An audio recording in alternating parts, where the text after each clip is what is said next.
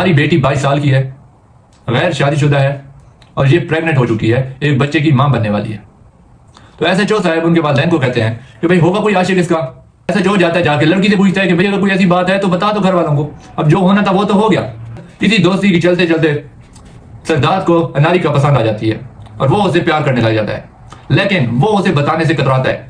यहाँ पे पुलिस भी सर पकड़ के बैठ गई कि आखिर जी कैसे हो क्या रहा है, ये प्रेग्नेंट हुई कैसे। सबसे पहला उनको शक जाता है सिद्धार्थ पे, क्योंकि सिद्धार्थ का दोस्त भी था, उसे प्यार भी करता था और ये चीजें। लेकिन जब उसने मुझे ये बताया ना कि वो मुझे नहीं अनारिका को पसंद करता है, तो ये चीज मुझे हजम नहीं हुई। हेलो अस्सलाम वालेकुम रहमतुल्लाहि व बरकातहू। मैं आपका भाई, आपका दोस्त, आपका यार मोहम्मद शहबाज खान। हर बार फिर से एक छोटा सा प्यार सा नन्हा सा व्लॉग लेके आपकी खिदमत में। चलो भाई देखो अब मैं क्या करता हूँ। हाल ही में इंडिया में एक वाकया रिपोर्ट हुआ है, एक ऐसा वाकया जिसकी असल हकायक सुन के आप सर पकड़ के बैठ जाएंगे कि ये क्या हो रहा है, हो क्या रहा है, आपको कुछ समझ नहीं आएगी।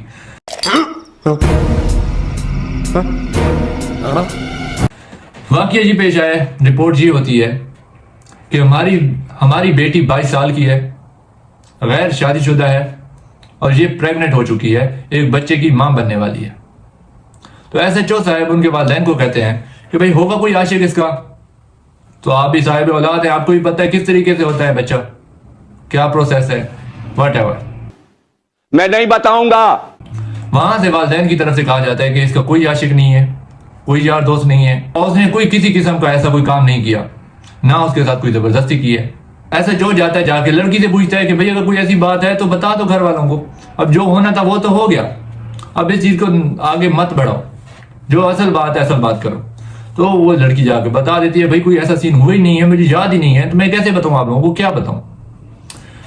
फिर असल जो हकायक खुलते हैं वो खुलते हैं 1.5 साल बाद जाके। वो हकायक क्या है और असल कहानी कहां से स्टार्ट होती है, सारी चीजें आपको इस वीडियो में बताऊंगा। शॉर्ट से शॉर्ट वीडियो बनाऊं ताकि आप लोग बोर ना हो। असल हकायक तक आपको मैं लेके जाऊं कि आखिर वो बच्चा आया कहां से, ना उसका कोई आशिक, ना उसने किसी से बिस्तरी की, ना कोई और, ना उसके साथ कोई जबरदस्ती की गई, तो वो बच्चा कहां से आया उसके पेट में। तो टाइम को ज़ाया किए बगैर चलते अपनी वीडियो की तरफ और स्टार्ट करते हैं अपनी आज की वीडियो को।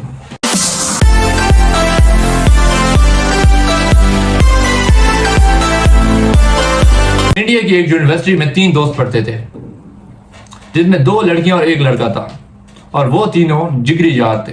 लड़के का नाम सिद्धार्थ नारायण था और एक लड़की का नाम अनारिका और दूसरी का पार्वती।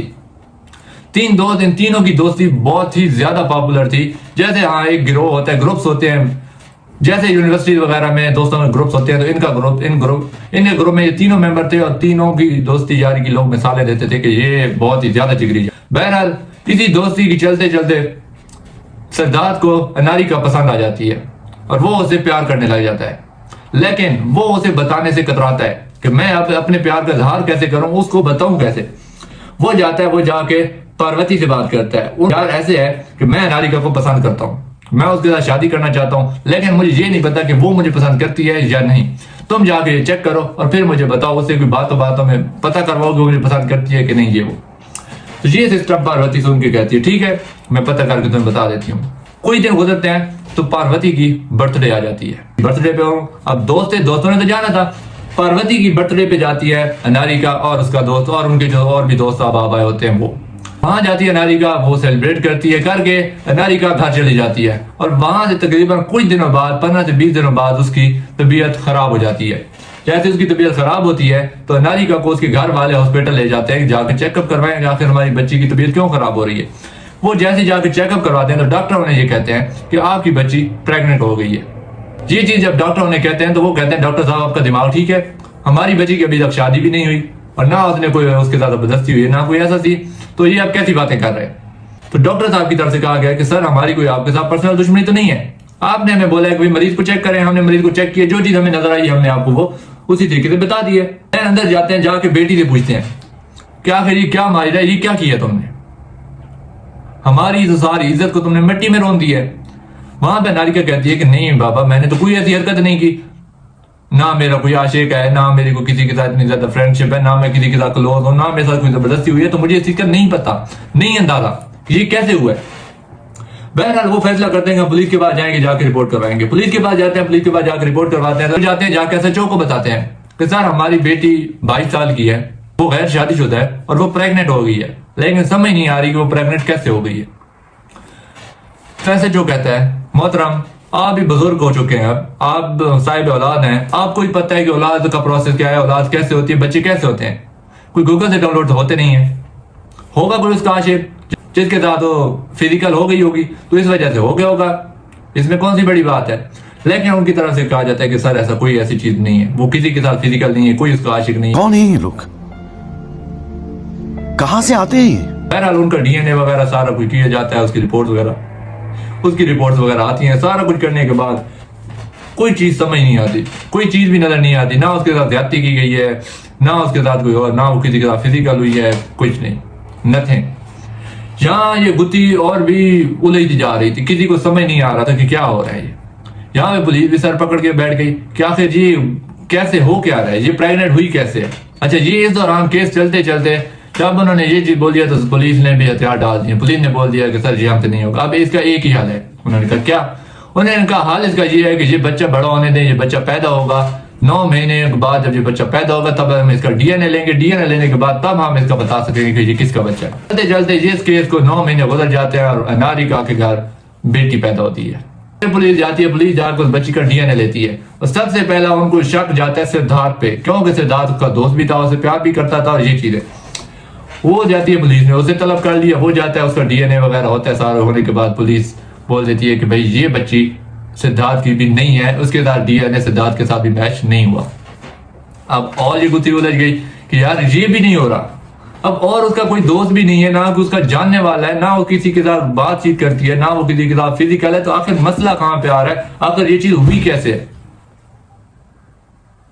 तब पुलिस जाती है उनके घर, लड़की से पूछती है कि यार ऐसी चीज, कोई ऐसा पॉइंट, कोई ऐसा क्ल्यू जो अभी तक आपने हमें नहीं दिया, हमें नहीं बताया, कोई ऐसी बात याद करो जो आपने अभी तक हमें ना बताई हो, क्योंकि इस तरीके से हमारा केस और उलझता जा रहा है, हमें नहीं समझ लग रही कि ये कैसे हो रहा है।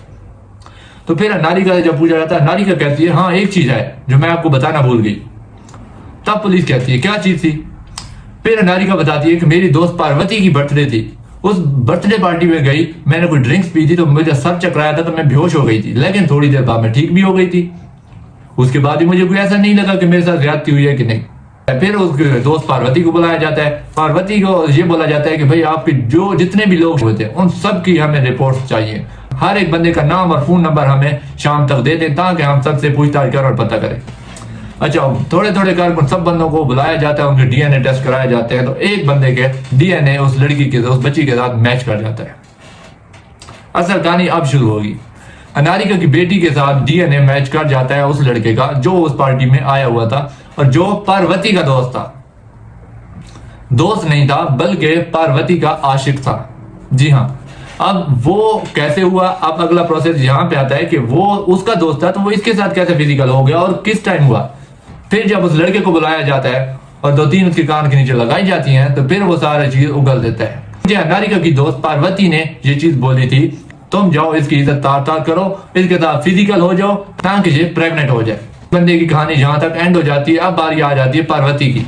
जब पुलिस पार्वती को लेके आती है तो पार्वती फिर सारी कहानी बयान करती है, कहानी स्टार्ट कहां से होती है और उसने ये सारा सीन क्यों हुआ अब स्टार्ट होगा। फिर पार्वती बताती है कि मैं सिद्धार्थ से प्यार करती हूँ, मैं सिद्धार्थ के साथ शादी करना चाहती हूँ, लेकिन जब उसने मुझे ये बताया ना कि वो मुझे नहीं अनारिका को पसंद करता है तो ये चीज मुझे हजम नहीं हुई, मुझे बहुत बुरा लगा। इस वजह से वो मैं जिस लड़के को मैंने बोला था वो मेरा दोस्त था, मेरा आशिक था, मुझे चाहता था और मुझे पता था कि मैं उसे जो काम बोलूंगी वो मना नहीं करेगा, मैं उसे जो काम बोलती हूँ वो कर देगा। तो मैंने उसे यही बोला कि मैं उसे सिद्धार्थ के साथ प्यार करती हूँ। अनारिका को जब मैं ड्रिंक देने जाती हूँ तो उसमें मैं नशावर कैप्सूल या गोलियां वहां पे मिक्स कर देती हूँ। तो कुछ देर बाद अनारिका बेहोश हो जाती है, तब मैं उसे जाके अपने रूम में लिटा देती हूँ। फिर अपने उस दोस्त को मैं उसके पास भेज देती हूँ और वो जाकर उसके साथ फिजिकल हो जाता है, उसके साथ ज्यादती कर लेता है। और ये चीज मैंने इस वजह से करवाई थी क्योंकि मैं सिद्धार्थ से प्यार करती थी और मैं सिद्धार्थ को हासिल करना चाहती थी किसी भी कीमत पे। तो वो जाकर उसके साथ फिजिकल हो जाता है जिसके बाद वो प्रेग्नेंट हो जाती है। आखिर उस सारी गेम के पीछे निकला कौन? उन्हीं तीनों में से एक दोस्त। वो कहते हैं ना कि घर का बेदी लंका ढाए, तो हमेशा घर का बेदी शामिल होता है तभी ये लंका ढाई जाती है, तभी ये सारे काम अंजाम दिए जाते हैं। अदरवाइज ऐसे किसी की जरूरत नहीं है कि कोई किसी की तरफ आंख उठा के देखे। तो ये कहानी थी जनाबे वाला, जो 1.5 साल बाद, फिर 1.5 साल बाद जाके उन दोनों को सजा हुई और फिर ये केस सॉल्व हुआ। पार्वती और उसका आशिक दोनों जेल में हैं। अनारिका और सिद्धार्थ ने कर ली है शादी और शादी करके अपनी हंसी खुशी अपनी जिंदगी बसर कर रहे हैं। अगर आपको ये वीडियो अच्छी लगी हो तो मेरे चैनल को सब्सक्राइब कर दें, शेयर कर दें, लाइक कर दें और बेल आइकन को जरूर प्रेस कर दें। इंशाल्लाह मिलते हैं अगले व्लॉग में। हंसते मुस्कुराते रहें, शादाबाद रहें, फी मान अल्लाह, अल्लाह हाफिज़।